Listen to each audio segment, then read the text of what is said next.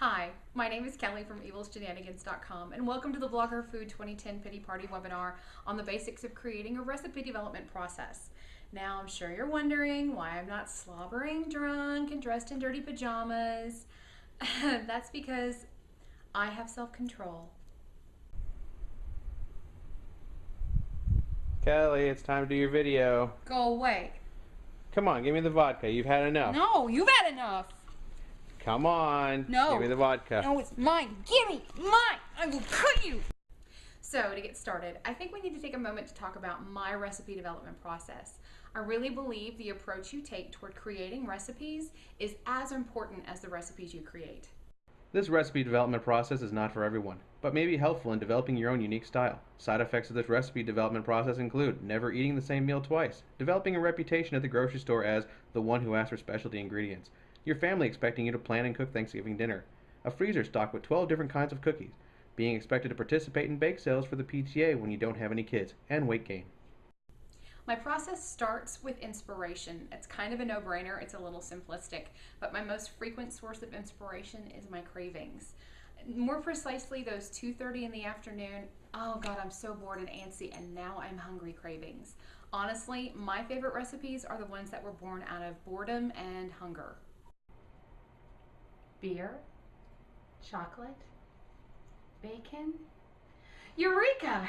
Funky cravings are my only source of inspiration. Other places include restaurants, farmers markets, upcoming holidays, magazines, exotic ingredients, and even television.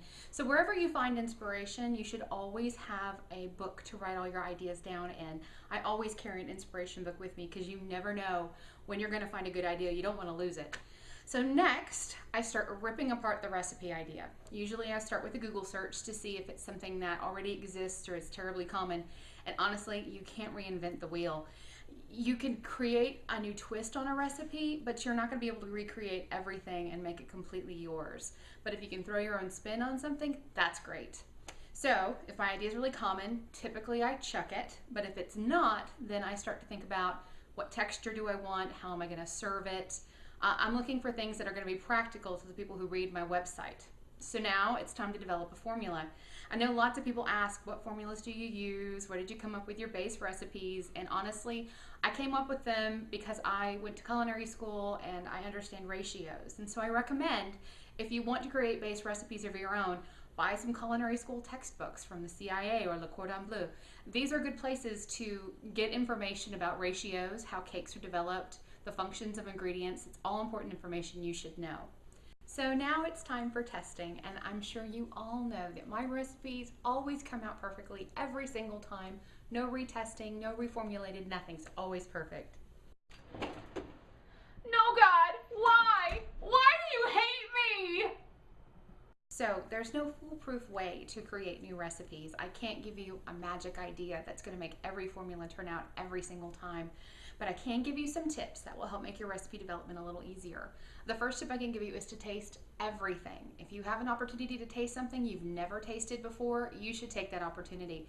The best thing you can have as a recipe developer is a very cultivated palate. You've tasted lots of things and you know what things taste like, and you're going to be able to imagine in your brain what's going to taste good. So when you put that pot roast in the oven, you know your herbs and spices are going to work. The next thing I can tell you to do is to have people that aren't your friends and family critique your recipes. It's easy to get your husband or your wife or your kids or your friends to critique your recipes, and they're probably going to tell you how great they are. They're probably not going to be completely honest, but you can get a fresh perspective from someone who's not your friends, who can give you an honest critique that's very positive for the way you're going to develop recipes in the future. Now, that doesn't mean be a slave to your friends and family and your critiquers. Make things you love, but make sure that they're going to appeal to other people too. Remember your audience. Remember the people that you're creating these recipes for. If you're creating recipes for busy moms, something with 35 ingredients and 20 steps is probably not practical for them, but something with 6 ingredients and 4 steps is. And that's going to make your recipes more popular and your viewership's going to go up. And finally, and this is probably the most important thing, embrace failure.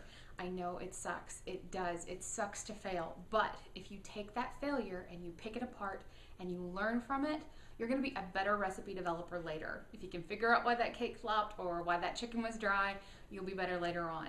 So that's it. I hope that this was helpful. But if you have any questions or you'd like to discuss this stuff further, you can reach me on Twitter. I'm at BakingBlog. Or you can reach me via my contact form on my website. That's evilshenanigans.com. So that's everything. Now, where's my vodka? Evil shenanigans. I swear to God, I'll pistol whip the next guy that says shenanigans. I believe you have my stapler.